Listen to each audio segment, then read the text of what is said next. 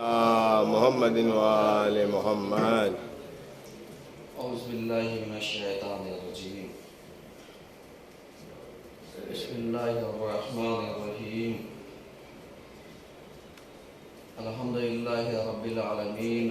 الصلاة والسلام علی اشرف الانبیاء والمرسلین. اما بعد فقد قال رسول اللہ صلی اللہ علیہ وآلہ وسلم: اوثقوا قرئ الایمان الموالاة فی اللہ والمعاداة فی اللہ والحب فی اللہ والبغض فی اللہ. صلوات اللہ علیہ.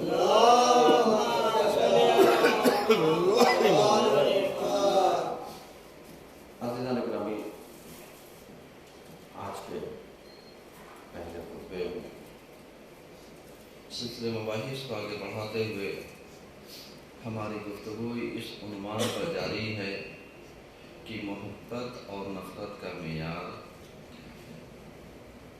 حضور والا اگر آپ کے اذہان عالیہ میں ہو تو پچھلے ہفتے ہم نے آپ کی خدمت میں عرض کیا تھا کہ بہت سارے مراحل ہماری زندگی میں ایسے بھی رونما ہوتے ہیں کہ ہم اس موقع پر کسی سے لگاؤ رکھتے ہیں تو کیوں رکھتے ہیں، کسی سے دوری اختیار کرتے ہیں تو کیوں کرتے ہیں. اور اگر اس کا بعض ریزن تلاشا جائے اور دیکھا جائے تو بعض مواقع ایسے ہوتے ہیں کہ جہاں پر ہم ان ریزن کا جواب دینے سے قاصر ہیں، کیونکہ ہمیں اندازہ ہی نہیں ہوتا کہ ہم کسی سے محبت کیوں کرتے ہیں اور کسی سے نفرت کیوں کرتے ہیں. چونکہ جب تک ہم کسی بھی چیز کے، کسی بھی حالات کے، کسی بھی موقع کے اگر ہم ڈیپ میں نہیں جائیں گے تو ہمیں اندازہ نہیں ہو سکتا کہ آیا ہم محبت کا معیار رکھتے ہیں یا نہیں رکھتے، ہم نفرت کا معیار رکھ رہے ہیں یا نہیں رکھ رہے ہیں. کیونکہ جب ہمیں معیار محبت اور نفرت پتہ ہی نہیں چلے گا یا ہم رکھتے ہی نہیں تو پھر ہمیں کیسے پتہ چلے گا کہ ہمارا ہر عمل اللہ کے لیے ہے اور ہمارا ہر عمل اللہ کے لیے نہیں ہے. یہ بہت اہم بات ہے جس کی طرف ہماری توجہات ہونی چاہیے اور ہم ان چیزوں کی طرف متوجہ ہوں کہ ہم اگر کسی سے لگاؤ رکھتے ہیں، کسی سے محبت کرتے ہیں تو کیوں کرتے ہیں. اگر ہم کسی کے ساتھ آتے ہیں، اس کے برابر میں کھڑے ہوتے ہیں، اس کے برابر میں ہم یاری کرتے ہیں، برابری کرتے ہیں، مساوات کا دم بھرتے ہیں تو کیوں کرتے ہیں. اور یہی وجہ ہے کہ ایسے موقع پر ہمیں جو چیزیں سہارا دیتی ہیں وہ یہی معصومین کی زندگیاں، معصومین کے کلمات، معصومین کے بتائے ہوئے راستے، ان کی دی ہوئی ہدایتیں، یہی سب ہمارے لیے معیار ہیں. جیسے اگر آپ کے ذہن میں ہو تو پچھلے ہفتے نے کہا تھا کہ قرآن نے دو لوگوں کے بارے میں مثالیں دیں، ایک زن فرعون اور ایک جناب حزقیل کہ جن کو مومن آل فرعون کا لقب دیا گیا. اب یہاں پر اگر آپ کے ذہن میں یہ بات سما گئی ہو کہ محبت کرنا اور نفرت کرنا یہ معیار اگر قرار پاتا ہے تو ہماری نیتوں پر اور ہمارے عمل پر ہے. کیونکہ جو ہماری نیتیں ہیں اور جو ہمارا عمل ہے وہی چیز بتائے گا کہ آپ اس چیز کے انجام دینے والے ہیں یا انجام دینے والے نہیں ہیں. مثلا دعوی محبت بہت سارے افراد کرتے ہیں، لیکن اگر آپ کے ذہن میں ہو، ہم نے کہا تھا کہ اگر کوئی شخص اللہ سے محبت کا دعویٰ کرتا ہے تو اللہ کہتا ہے کہ میں تمہیں دیکھنا چاہتا ہوں کہ تم اپنی شیریں نیند کو ہمارے لیے قربان کر سکتے ہو یا نہیں کر سکتے. اب اگر کر سکتے ہیں تو اس کا مطلب ہم اللہ کے لیے اٹھ رہے ہیں. اور سب سے زیادہ اگر فضیلت روایتوں میں دیکھی جائے تو ہمیشہ وہ اس چیز کی ہے جیسے نماز صبح. کہا کیوں؟ کہا اس لیے کہ انسان ایسے موقع پر خواب شیری میں رہتا ہے، میٹھے خواب میں رہتا ہے، سوتا ہوا میٹھی نیند. سمجھ رہے ہیں؟ اب اس میٹھی نیند میں اگر ہم اللہ کے لیے اس کو قربان کر دیں بھئی، اب وہاں پر کوئی ریاکاری تو ہے نہیں کہ صاحب ہمیں مولوی مولانا کو یا کسی کمیٹی کو یا کسی خاص فرد کو دکھانا ہو صاحب ہم نماز پڑھ رہے ہیں. وہاں پر تو میں ہوں اور میرا خدا ہے. اب اگر میں اٹھ رہا ہوں تو اللہ بہتر کرتا ہے میں کس کے لیے اٹھا، دکھاوے کے لیے تو نہیں اٹھا. ہاں یہیں پر معیار الگ بھی ہو سکتا ہے. یعنی معیار الگ کیسے ہوگا؟ معیار الگ ایسے ہو سکتا ہے کہ بعض اوقات اگر آپ دیکھیے کہ ہم پوری رات جاگ جاتے ہیں کس کے لیے؟ اللہ کے لیے. ہم پوری رات جاگتے ہیں تاکہ اس انتظار میں کہ صاحب میرے گھر والے یا سامنے کے گھر والے سو جائیں تو ہم آزاد ہو جائیں. کس کے لیے جاگے؟ اللہ کے لیے. جاگنا یہاں پر بھی ہے، نیند کی قربانی یہاں پر بھی ہے، لیکن دونوں کے جاگنے میں کتنا فرق ہے؟ بہت فرق ہے. لیکن اگر ہمارا معیار یہ جاگنے والا ایسا ہو جائے کہ ہم جس سے دوستی کا دم بھرتے ہیں اس سے بھی کہیں چلو آؤ تم بھی نماز شب کے فرائض کو انجام دو، ہم بھی فرائض کو انجام دیتے ہیں. تم بھی دعا پڑھو، ہم بھی پڑھتے ہیں. تم بھی تلاوت قرآن کرو، ہم بھی کرتے ہیں. تم بھی دعاؤں کا آ کر کے کمپیریزن کرو، ہم سے مقایسہ کرو، مقابلہ کرو، آؤ تو ٹھیک ہے. لیکن آپ ایمانداری بتائیے کیا ایسا شائبہ کہیں پایا جاتا ہے کہ صاحب ہم اپنے دوست سے کہیں آؤ چلو نماز پڑھنا ہے، میاں ہم واجب نماز کے لیے جماعت تک میں تو لا نہیں پاتے، اور انسان دوستی کا دم بھرتا ہے. اب یہ دوستی اور وہ جو ہم اللہ کے لیے اٹھ رہے تھے دونوں کی دوستی میں فرق ہے یا نہیں ہے؟ بہت فرق ہے. اب جب بہت فرق ہے تو اجر میں بھی فرق ہونا چاہیے. اجر میں کتنا فرق ہے؟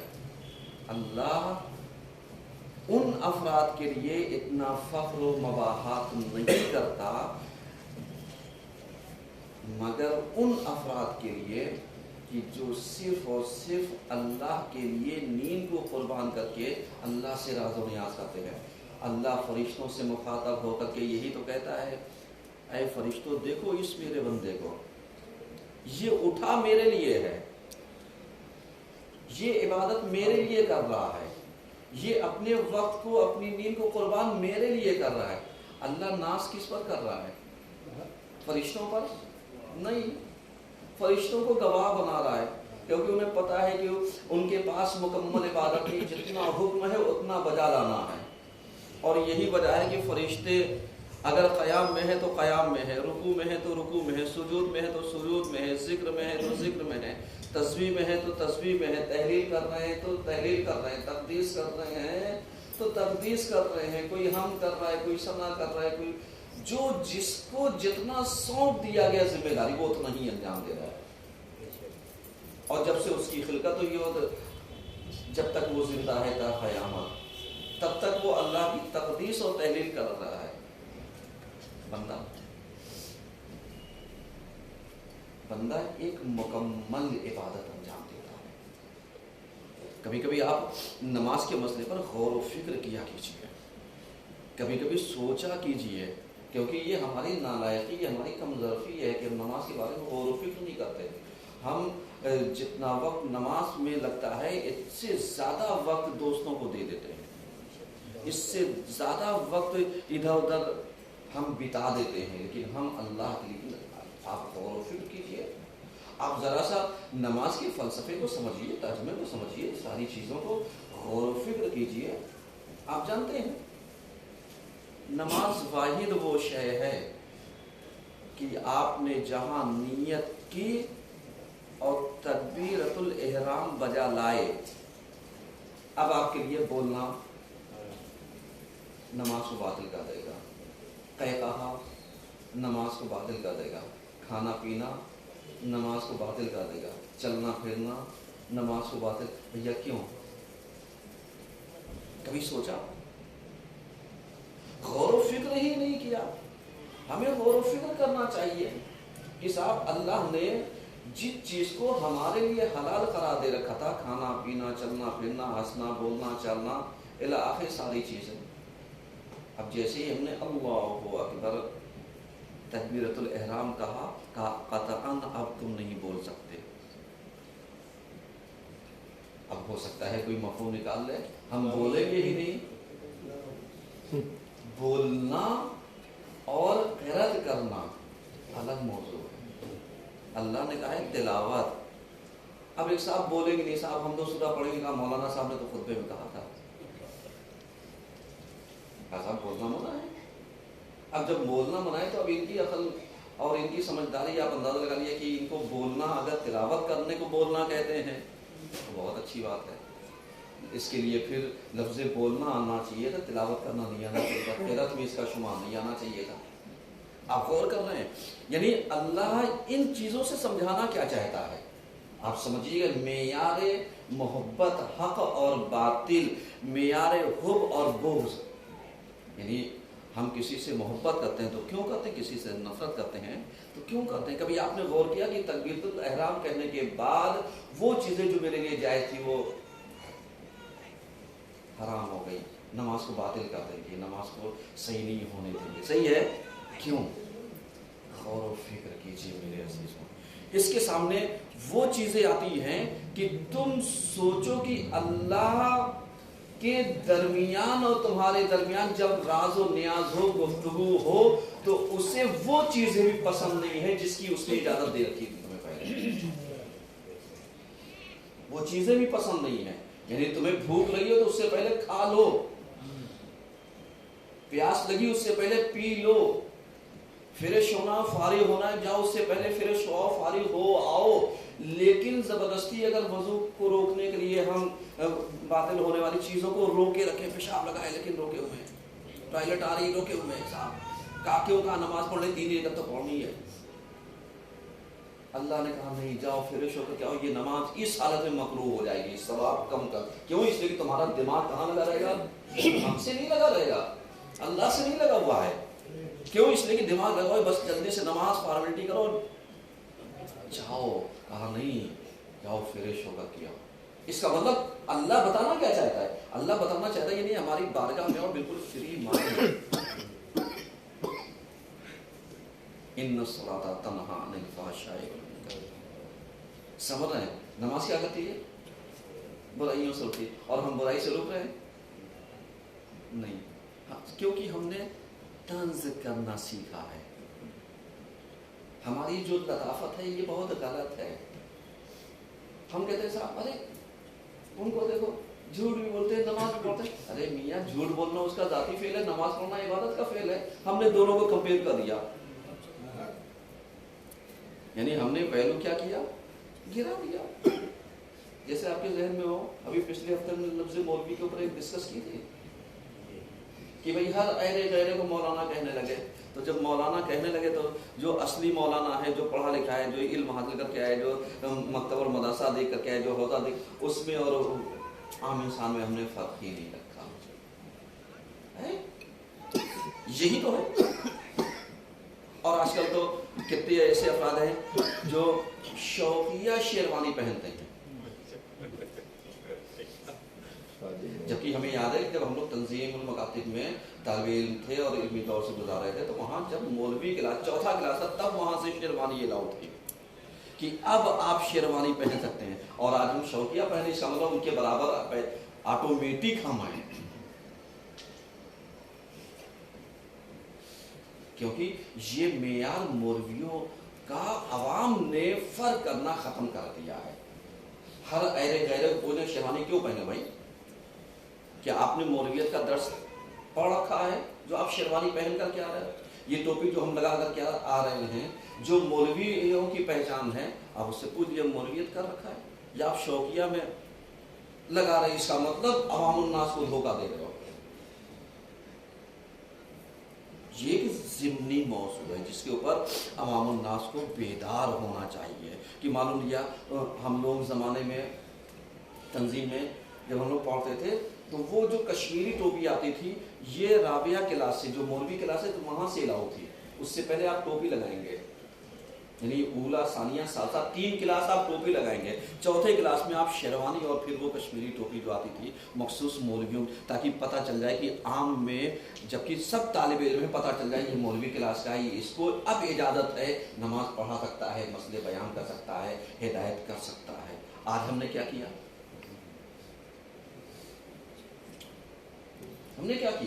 ہم نے اس فرق کو ختم کر دیا. اب جب ختم کر دیا تو عبادت کا معیار ختم ہوا نہیں، محبت کا معیار ختم ہوا نہیں، جو معرفت تھی وہ ختم ہو گئی. ہم تو یہی سوچ لیتے صاحب ارے بس نماز ہی تو پڑھنی ہے، پیشاب روک کر کے نماز پڑھ لیں گے، اس لیے کہ 3 رکعت بجائے 7 رکعت پڑھ لیں گے. کہا نہیں، خبردار، ٹھہر کر کے آرام سے آؤ.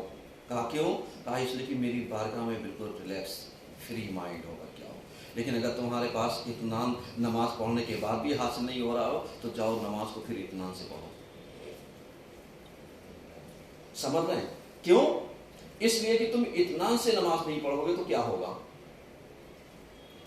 یہی ہوگا کہ تمہاری نماز ڈنڈی مار والی ہے.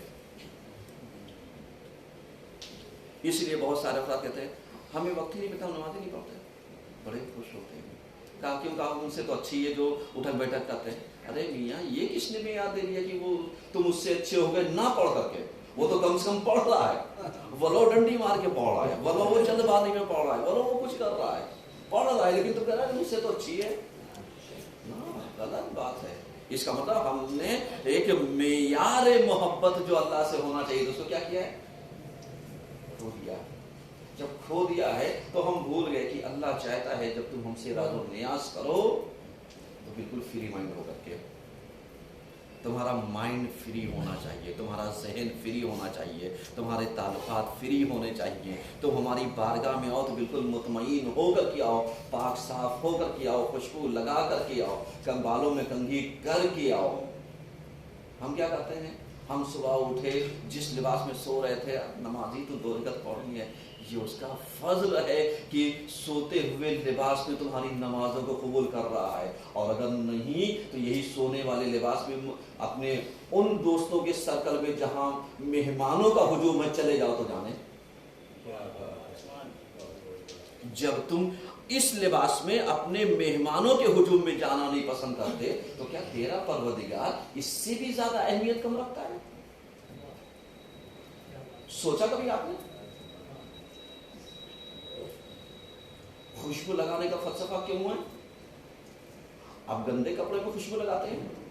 نہیں، صاف ستھرے کپڑے میں نہا دھو لیتے ہیں تو اب چاہیے استرے کریں، چاہیے عطر لگائیں، چاہیے پرفیوم لگائیں. صحیح ہے نا؟ لگاتے ہیں. اسلام نے اسی لیے کیا ہے. اب اس کا فلسفہ یہی ہے کہ آپ پاک و پاکیزہ لباس میں آؤ، صاف ستھرے لباس میں آؤ. کب؟ جب آپ کے پاس لباس ہو. اور اگر لباس نہ ہو اتفاقاً کسی کے ساتھ بھائی بالفرض میں مثال دے رہا ہوں، اپنے اوپر دے رہا ہوں تاکہ آپ غور و فکر کیجیے گا. مثلا مولانا گندار کے پاس اتفاقاً کہیں سفر پر گئے اور لاشت لباس پڑا، وہی پہنے ہوئے بقیہ گندا رکھا ہے. اب جا رہے تھے راستے میں کسی نے بائک سے چھینٹ مار دی، کپڑے کیا ہو گئے؟ چھینٹ پڑ دی، نجس ہو گیا. اب بتائیے مولانا گندار نماز پڑھیں گے یا نہیں پڑھیں گے؟ سوال ہے میرا آپ سے. پڑھیں گے یا نہیں پڑھیں گے؟ کیسے پڑھیں گے؟ اسی لباس میں چینج کر کے. لباس میرا گندا ہے، چینج کیسے کریں گے؟ سفر پر ہیں، مجبوری پہ ہیں، گندا ہے لباس، لے کر کے بھی نہیں بدلیں گے کیا؟ اور وہاں ہماری ناپ کا پتہ نہیں ہو یا نہ ہو، مانیں گے کیا؟ ایمانداری بتائیے علیہ السلام. ایسے موقع پر ہمیں کیا کرنا چاہیے؟ دیکھیے حکم شریعت بہت سادے لفظوں میں بیان کرنا چاہ رہا ہوں. ایسے موقع پر ہم کیا کریں گے؟ دیکھیے شریعت بہت ایسی ہے.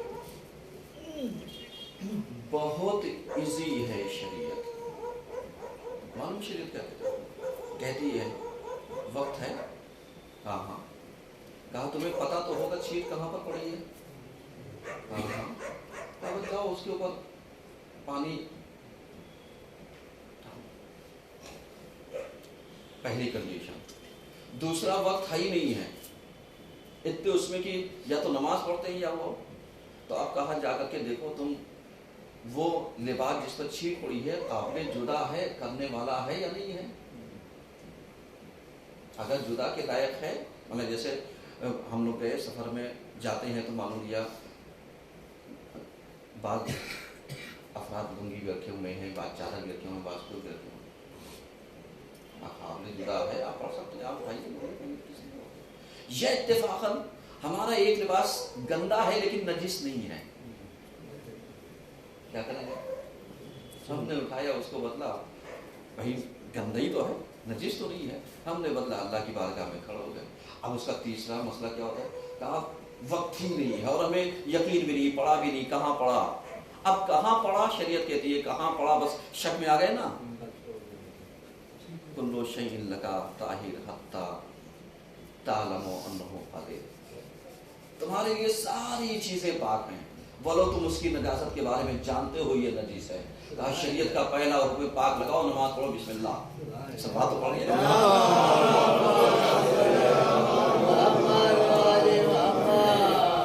آپ غور کرتے ہیں یعنی اللہ نے کنڈیشن رکھی ہے کہ صاحب اگر نہیں تو آپ بسم اللہ. کوئی روشنی لگاتا ہے یہ نہیں جانتے. تمام کے تمام چیزوں کے اوپر حکم سب سے پہلا پاک کا لگے گا. وگر تم اس کی نجاست کے بارے میں جاننا, ہاں بھائی یہ نجیس ہے لیکن کہاں نہیں معلوم. شریعت کہتی جاؤ اجازت ہم دیتے ہیں. سمجھ رہے ہیں اس کا مطلب سمجھیے اللہ کرنا کیا چاہتا ہے. معیار محبت, معیار نفرت. اب میں اپنے موضوع کو سمیٹنا چاہتا ہوں تاکہ پہلے خطبے کو یہیں پر ختم کروں. آپ ذرا سا اندازہ لگائیے معیار محبت کیا ہوا. ایک محبت اللہ سے. ہم کھڑے ہوئے اللہ کی بارگاہ میں کس حالت میں؟ جو چیزیں میرے لیے جائز تھی وہ نماز کی حالت میں نماز کے باطل کا سبب بن جائے گی. ناجائز کھانا پینا, رونا, ہنسنا, تہکا لگانا, یہ ساری الی آخر. ہاں ایک مورد ہے جہاں پر ہم پی سکتے کھا نہیں سکتے.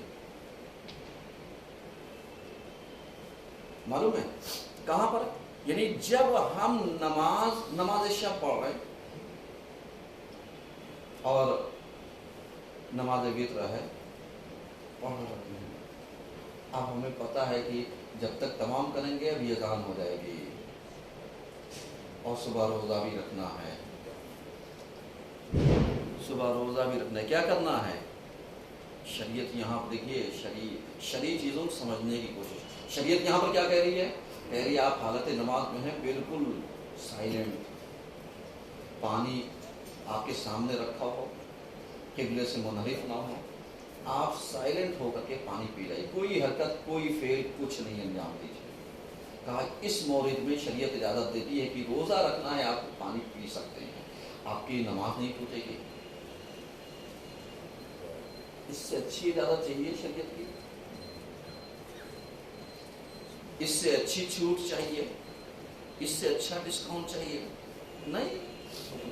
تو پھر ہم اللہ کی بارگاہ میں کیوں نہیں ویسے آتے جیسے اللہ چاہتا ہے؟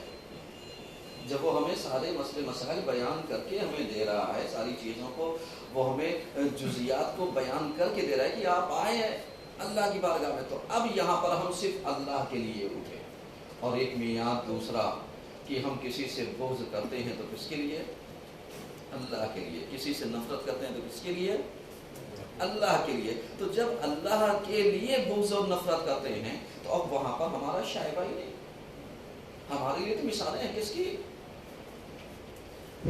مجلسوں میں بہت واقعات آپ سنتے رہتے ہیں لیکن نتیجہ گیری الگ ہے.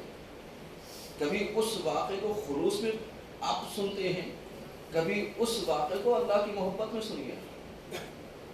مثلا مولا کائنات کا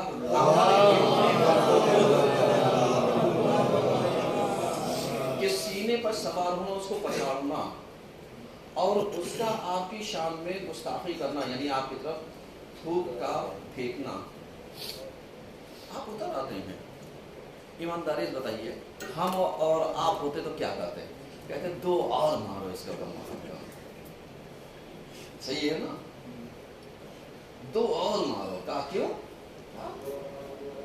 جرأت دیکھو، ہمت دیکھو کہ پتا ہے کہ بھی مار دیا جائے گا، لیکن آخری مومنٹ تک بے عزتی کرتے جا رہے ہیں، اور مارو۔ مولا کائنات نے کیا کیا؟ یہیں پر معیار پہچانیے الحب فی اللہ والبغض فی اللہ۔ اگر مولا کائنات اسی حالت میں مار دیتے تو مولا کا غصہ بھی شامل ہو جاتا، لیکن مولا کائنات اتر ہے، اصحاب کو اعتراض ہو گیا، کہا یا رسول اللہ دیکھا، کیونکہ انہیں شاید یہ شک تھا پتہ نہیں یعنی دوبارہ پچھاڑ پائیں یا نہ پائیں، یہ اتفاقی پچھاڑ دیا۔ کبھی کبھی ایسے ہی تو ہوتا ہے، تکے میں کوئی کسی پہلوان کو 2 تھپڑ مار دے اور وہ پہلوان پھر اٹھے، آپ کہیں گے دیکھو اب دیکھنا یہ ایک مارے گا تو اس کا منہ پھون جائے گا۔ جو پہلے بھی پچھاڑ سکتا ہے وہ اس قابل ہے کہ دوبارہ بھی پچھاڑ سکے، وہ اس قابل ہے دوبارہ بھی پچھاڑ سکے۔ بس فرق یہی ہے کہ تم اپنا ہر عمل اللہ کے لیے انجام دیتے جاؤ گے، تو جب اللہ کے لیے انجام دیتے جاؤ گے تو آپ جانتے ہیں اس کا نتیجہ کیا ہوا؟ نتیجہ دے رہا ہوں تاکہ آپ اپنے ہر عمل کو کسی سے بغض کرے تو صرف اللہ کے لیے، کسی سے محبت کرے تو صرف اللہ کے لیے۔ اس کا نتیجہ جانتے کیا ہوا؟ علی جب اس کے سینے سے اتر آئے، پیغمبر نے سند دے دی۔ کس چیز کی سند دی؟ علیہ السلام کس چیز کی سند دی؟ اس چیز کی سند دی علیہ السلام کہ علی کی اس دن کی یوم خندق ضربت لگانا عبادت ثقلین پر بھاری۔ یا پیغمبر عبادت ثقلین سمجھتے ہیں؟ دونوں جہان کی، ہم ادھر کی، ہم ادھر کی، ہم دین کی، ہم دنیا کی، ہم زمین کی، ہم آسمان کی، کا ثقلین پر بھاری۔ اس کا مطلب کیا ہوا؟ یا رسول اللہ اسی ثقلین میں آپ بھی تو آئیں گے، اس میں آپ کی بھی عبادت آئے گی، آپ کے ابا اجداد کی بھی عبادت آئے گی، خود علی کی عبادت آئے گی، ہیں؟ پھر یہ بھاری کیوں ہوئی؟ شاید پیغمبر بتانا چاہیں کہ جب تمہارا فیصلہ، اگر تم کسی کے لیے پیچھے ہٹو تو صرف اللہ کے لیے، کسی کے لیے آگے بڑھو تو اللہ کے لیے، اتنا ہی عمل اتنا بھاری ہو جائے گا کہ اس کی بھرپائی اگر پوری دنیا والے مل کر کے کرنا چاہیں تو نہیں کر سکتے، اس کی برابری پوری دنیا والے کرنا چاہیں تو نہیں کر سکتے۔ سب آپ پڑھیے، سب مل کر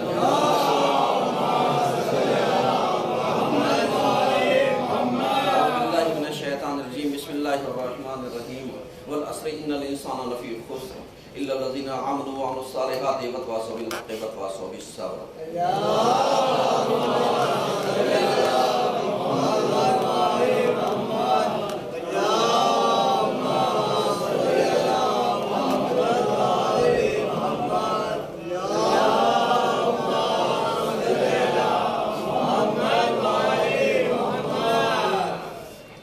من الشیطان الرجیم بسم اللہ الرحمن الرحیم الحمدللہ رب العالمین الصلاة والسلام علی اشرف الانبیاء والمرسلین اما بعد فقد قال الباقر علیہ السلام انا لرسول اللہ عشرۃ اسماء خمسۃ فی القرآن وخمسۃ لیست فی القرآن فأما التي فی القرآن محمد وأحمد وعبد اللہ ویاسین والذین آمنوا وعملوا الصالحات وآمنوا بما نزل علی محمد وهو الحق۔ صلوات محمد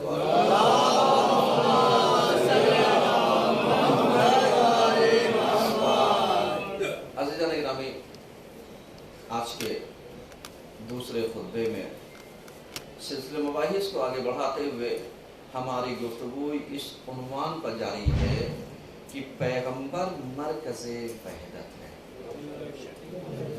یعنی جو ایک وحدت کا سینٹر ہے، اتحاد کا سینٹر ہے، وہ اگر کوئی مرکز ہو سکتا ہے تو وہ پیغمبر کی ذات والا ہے، وہ پیغمبر کا اعلیٰ مقام ہے کہ جو اس چیز کی بھرپائی کیا کر سکتا ہے، کر سکتا ہے۔ اب اگر غور و فکر کریں اور دیکھیں، ملاحظہ فرمائیں، تو نتیجہ کیا ہوگا؟ نتیجہ یہ ہوگا کہ پیغمبر جب مرکز وحدت ہیں، تو پچھلے ہفتے نے کہا تھا پیغمبر کے ماننے والے امتی نہ شیعہ ہیں نہ سنی ہیں، بلکہ امت محمدی ہیں۔ سمجھ رہے ہیں؟ کیونکہ پیغمبر ہمارا نہ شیعہ بن کر کے آیا تھا نہ سنی بن کر کے آیا تھا، وہ تو ایک الہی نمائندہ تھا جو لوگوں کی ہدایت کے لیے آیا تھا، اور اس کی بات پر عمل جو بھی کرے گا وہ کامیاب بھی ہے، کامران بھی ہے۔ سمجھ رہے ہیں؟ آج ہم اختلافات چیزوں پر آ کر کے کرتے ہیں، یہی ایک پیغمبر کے ماننے والے ہیں، ایک قرآن کے ماننے والے، ایک دین کے ماننے والے ہیں، صحیح ہے، ایک نبی کے ماننے والے، 1,24,000 انبیاء پر ایمان رکھنے والے ہیں، آسمانی کتابوں پر ایمان رکھنے والے ہیں، ایمان بالغیب، باللہ، بالنبی، بالمرسلین الی آخر، سب پر ایمان ہے۔ پھر ہم آ کر کے کیوں اتنے فرقوں میں، مسلکوں میں آ کر کے بٹ گئے؟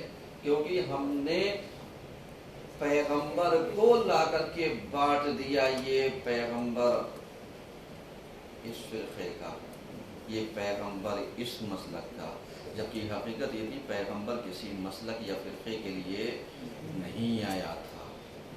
وما ارسلناک الا رحمۃ للعالمین۔ سمجھ رہے ہیں؟ پیغمبر ہم نے آپ کو بھیجا ہی نہیں مگر یہ کہ امت کے لیے رحمت بنا کر کے بھیجا آپ کو۔ اب جب امت کے لیے رحمت بنا کر کے بھیجا تو آپ کو یاد ہے پچھلے ہفتے ہم نے ایک بات کہی تھی کہ بہت سارے افراد ایسے ہوتے ہیں جو کہتے ہیں ارے میں بہت کڑوا ہوں جو سچ بولتا ہوں، اور سچ بولتا ہوں اسی لیے کڑوا ہوں۔ ہے یا نہیں ہے؟ ہے۔ پیغمبر سے زیادہ سچا کون؟ اور ان سے زیادہ میٹھی زبان کس کی؟ اب اپنے عمل کو جا کر کے دیکھ لیجیے صاحب، سچے بھی ہیں کڑوے بھی ہیں۔ پیغمبر کو دیکھیے سچا بھی ہے شیریں بھی ہے۔ اب آپ اپنے عمل کو ملائیے، بھئی پیغمبر کے مقابلے میں تو آپ سچے نہیں ہو سکتے نا۔ وہ خاص لوگ تھے جن کے لیے پیغمبر نے یہی کہا تھا ام ایمن کے بارے میں کہ عورتوں میں اہل بیت کے علاوہ کوئی صدیقہ ترین فرد، سچی ترین کوئی عورت ہو سکتی ہے تو وہ ام ایمن ہے، اور مردوں میں اگر کسی کی زبان سب سے زیادہ سچی ہو سکتی ہے اہل بیت کے علاوہ تو وہ ابو ذر غفاری ہے۔ یہ پیغمبر نے دو لوگوں کو کیا کیا؟ اپنے زمانے میں مثالیں دی، کہا یہ ام ایمن، کہا کیوں؟ کہا شاید اسی لیے کیونکہ جو فاطمہ کا حق مارنے والے تھے، جو غاصب ہے، جنہوں نے غصب کر لیا تھا، انہوں نے ام ایمن کی بھی بات نہیں مانی تھی، جن کے لیے پیغمبر نے کہا تھا یہ سچ بولنے والی ہیں، صدیقہ ہیں، ان کے لیے آئے گا لفظ کہ ان کی زبان طاہر ہے، یہ جھوٹ نہیں بولتی، سچ بولتی، کہا ان کی گواہی ٹھکرائی۔ اس کا مطلب کیا ہوا؟ اس کا مطلب یہ ہے کہ اب آپ ذرا سا سوچئے کہ کبھی کبھی ایسا تو نہیں ہوتا کہ ہم اپنے مزاج کے سامنے کسی سچے کی بات کو بہت آسانی سے ٹھکرا دیتے ہیں، صاحب ہم نے کہہ دیا تو اب کہہ دیا، نہیں کہہ دیا تو کہہ دیا، یہ فطرت صحیح نہیں ہے۔ معیار کیا ہونا چاہیے؟ پیغمبر کی ذات، وحدت کا سینٹر، مرکز وحدت پیغمبر ہونے چاہیے۔ اب جب یہ ہیں تو ان کی بتائی ہوئی چیزیں ہمارے لیے کیا ہیں؟ حجت، اب جناب ابو ذر غفاری کیوں صادق ترین زبان رکھتے تھے؟ جانتے کیوں؟ کیونکہ حاکم کے سامنے اس کے روبرو صحیح کو صحیح کہنا، غلط کو غلط کہنا، سامنے والے کو غلط ٹھہرا دینا، یہ کسی میں دم نہیں ہے جو تول سکے۔ لیکن کیا کہنا جناب ابو ذر غفاری کا کہ یہ قرآن کی ایک آیت کی تلاوت کرتے تھے اور وہ تلاوت جا کے چپک جاتی تھی۔ آپ سوچئے گا، یہ میں اس دور کے حالات بیان کر رہا ہوں، جانتے کیا؟ سن 35 ہجری کے آس پاس کا زمانہ یا 34 ہجری کے آس پاس کے زمانے کی بات کر رہا ہوں آپ کو۔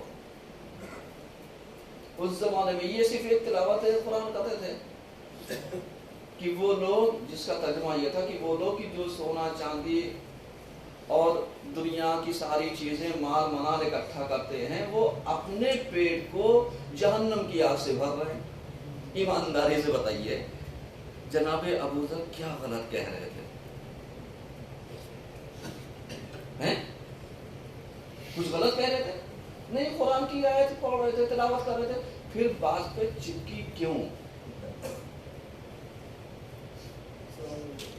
علیہ السلام صرف یہی تلاوت کر رہے تھے، یہ نام تو نہیں لے رہے، فلاں فلاں فلاں فلاں، نہیں، نام کسی کا نہیں لے رہے تھے، صرف تلاوت قرآن کر رہے تھے اور یہی کہہ رہے تھے کہ جو لوگ مال کو جمع کرتے ہیں، یہ کرتے ہیں، وہ کرتے ہیں، وہ اپنے پیٹ کو جہنم کی آگ سے کیا کر رہے ہیں؟ بھر رہے ہیں۔ پھر بھیا ان کو پن کے کیوں؟ ان کو نکالا کیوں؟ ان کو نکالنے کے لیے، بھیجنے کے لیے واپس کیوں؟ کوششیں کیوں؟ صاحب ان کو یہاں سے ہٹا دو۔ سمجھیے گا آپ ذرا سا جو بات میں کہنا چاہتا ہوں۔ اس کا مطلب کیا تھا؟ اس کا مطلب یہ تھا کہ جناب ابو ذر کو جو رفسہ بھجوایا گیا تھا، انہوں نے نام کسی کا نہیں لیا، انہوں نے تلاوت قرآن کی، لیکن کچھ لوگ اتنے زیادہ ناراض ہو گئے کہ ان کو اس شہر سے نکلوا کر کے ایک ایسی جگہ پر بھیجوا دیا جہاں پر نہ پانی تھا، نہ کھانا تھا، نہ جینے کے اسباب فراہم تھے، نہ وہاں کوئی جی سکتا تھا، جسے تاریخ نے رفضہ کا نام دیا، اور وہیں پر وہ ان کا انتقال بھی ہوتا ہے۔ اب میں آپ سے ایک سوال کرنا چاہتا ہوں، ایمانداری بتائیے، جب پیغمبر نے جناب ابو ذر کے بارے میں یہ کہہ دیا تھا کہ صاحب یہ ان کی زبان سچی ہے، اگر روئے زمین پر سچ بولنے والوں میں سے کوئی ہے تو یہ ابو ذر ہیں، اہل بیت کے علاوہ۔ جب پیغمبر نے سند دے دی تو اب اگر ان کو کوئی جھٹلا کر کے نکلوانا چاہے، ان کو دربدر کرنا چاہے، ان کو اس شہر سے نکالنے کی کوشش کرے، اس کا مطلب کیا ہوا؟ اس کا مطلب آپ جانتے ہیں، یعنی کہیں نہ کہیں اس کی کہی ہوئی بات چبھ رہی ہے۔ اب ذرا سا رکیے، حالات کے مد نظر اگر میں ایک جملہ کہنا چاہوں آپ سے کہ اب اگر ان جگہوں پر جہاں پر مولویوں کا زیادہ تر ٹرانسفر کیا جاتا ہے، صاحب یہاں سے ہٹاؤ، اب انہیں بھیجو، دوسرا مولوی لاؤ، دوسرے کو ہٹاؤ، تیسرا لاؤ، تیسرے کو ہٹاؤ، چوتھا لاؤ، بس ایک سوال یہ ہے کہ کیوں؟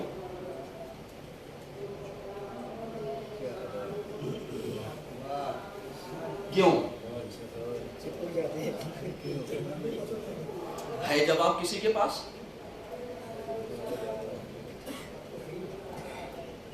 ہے؟ نہیں ہے، نہیں بولے گا۔ کیوں نہیں بولے گا؟ کیوں؟ اس لیے کہ جناب ابو ذر کی ہسٹری پڑھنی پڑے گی۔ تلاوت قرآن وہ کر رہے تھے، چپ کسی اور کو رہا تھا۔ ایسے ہی ہدایت اور تبلیغ کوئی اور کرے، چبھے کس کو؟ یا ہاتھ جوڑ کر کے گزارش کرتا ہوں کہ اگر ایسے موقع پر کوئی بات دل کو لگ جائے تو دل پر نہیں، دماغ پر لینا، اور ذرا سا سوچنا کہ کہیں یہی ٹرننگ پوائنٹ تمہارا غر بننے کے لیے نہ ہو جائے۔ میری پوری بات پہنچائیے گا، کسی تک پہنچائیے گا۔ वैसे पहुंचाने की जरूरत ही नहीं है, क्योंकि खुद का खुद ही जाता है, डायरेक्ट नहीं। समझ रहे हैं, टर्निंग पॉइंट हो जाए किसी के लिए हिदायत, और यही हिदायत चाहिए। अब यही अगर एक मौलवी मौलाना अपनी रिसालत की जिम्मेदारियों को जो उसे मीरास पैगंबर में से मिला है, नायबीन से होता हुआ आया है, इसी चीज को वो पहुंचा जाए, तो ईमानदारी से बताइए वो तबलीग का हक अदा करेगा या नहीं करेगा? हैं? अदा करेगा। अब यही तबलीग का हक अदा कर रहा है, तो तुम वैसे ही हो जाओ कि जैसे जनाबे अबू तालिब हुए थे पैगंबर के, जो कुफार मुखालिफिन में से थे, मुखालफत कर रहे थे, और जब बात सुनने की आती थी तो बहका दिया करते थे। अब वो चीजें ना कीजिए, तारीख है ये सब, तारीख सुनिए और समझिए। क्यों? इसलिए कि आज जरूरत है मेरे अजीजों, क्योंकि इस्लाम जो आला दीन का नाम है, जिसका मरकज पैगंबर की जात है, तो आज दुनिया में पैगंबर की वैल्यू को घटाने के लिए लोग तरह तरह के अक़दाम कर रहे हैं, ताकि पैगंबर की शख्सियत को ज़ेरे सवाल ले आए, और जब इनको ज़ेरे सवाल ले आएंगे तो इनके मानने वालों की कोई वैल्यू नहीं रहेगी। लिहाजा मानने वालों को इतना अजीम होना चाहिए कि जब कोई कहे ये देखो ऐसे मुसलमान, तो इंसान कहे कि जब इनका मुसलमान इतना सच्चा हो सकता है तो इनका रसूल कितना सच्चा है।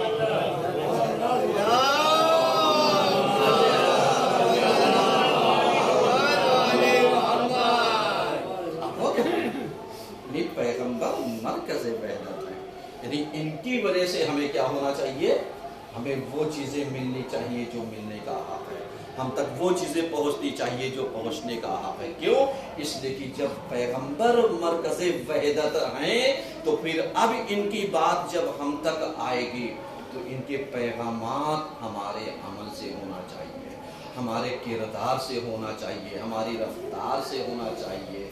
अब इसके लिए हमें इल्म की तरफ आना, बस आखिरी बात, इल्म की तरफ आना पड़ेगा, और इल्म की तरफ आने के लिए उलमा से राबिता रखना पड़ेगा, ताकि तुम इल्म को हासिल कर सको और इल्म के पीराए में अपने अमल को सही कर सको, हिदायत पा सको।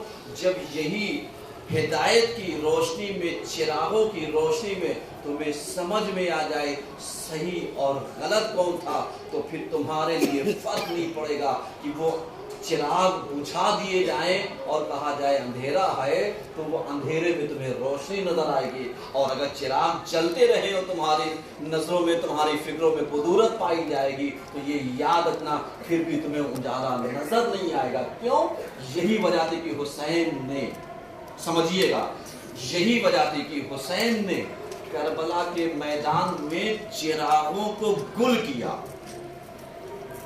क्यों? क्योंकि उन्हें यकीन था जाने वाला कोई नहीं है। गुल किया, कहा क्यों? कहा ये जानते हैं मरकज़े हिदायत कौन है, ये जानते हैं मरकज़े वहदत कौन है, ये जानते हैं मरकज़े नजात कौन है, ये जानते हैं सफीने नजात कौन है। समझ रहे? ये जानते हैं थे, और हुसैन ने गुल कर दिया, पता नहीं कोई गया हो।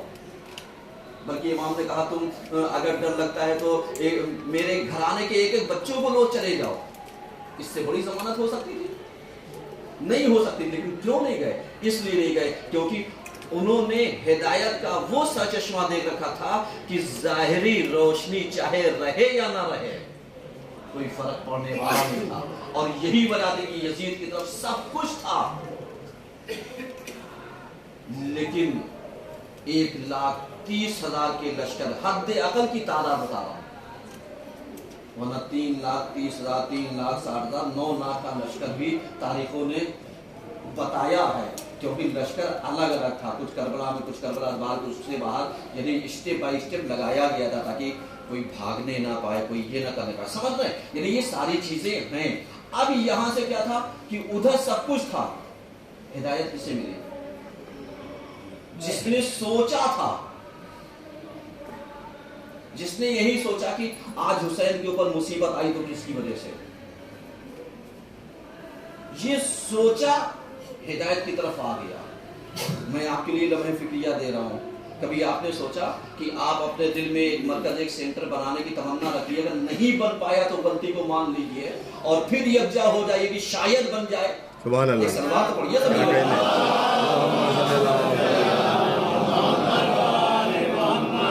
غلطی کا احساس کر کے آؤ، اس کے بعد آؤ دیکھو نجات بھی ملے گی، ہدایت بھی ملے گی، کامیابی بھی ملے گی، کامرانی بھی ملے گی.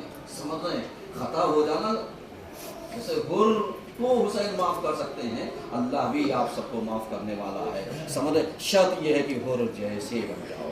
اعوذ باللہ من الشیطان الرجیم. بسم اللہ الرحمن الرحیم. ان اللہ و ملائکتہ یصلون علی النبی یا ایھا الذین آمنوا صلوا علیہ وسلموا تسلیما. اللهم صل علی سیدنا محمد صلی اللہ علیہ وسلم وعلی امیر المؤمنین علی بن ابی طالب وعلی فاطمہ محمد وعلی رسول مصطفیٰ والحسین شہید کربلا وعلی ابن حسین محمد